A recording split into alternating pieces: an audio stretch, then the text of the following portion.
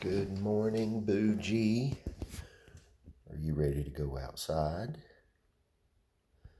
Maybe you need to eat something first. Let's go eat first. Come on. Come on, Boogee.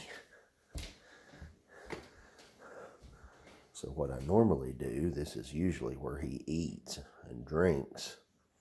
He's pretty good about finding it on his own. As you can see, here he comes. But sometimes, to spur him along, I'll come over here and rattle the food. He finds it that way. Go ahead and eat, buddy. Hey.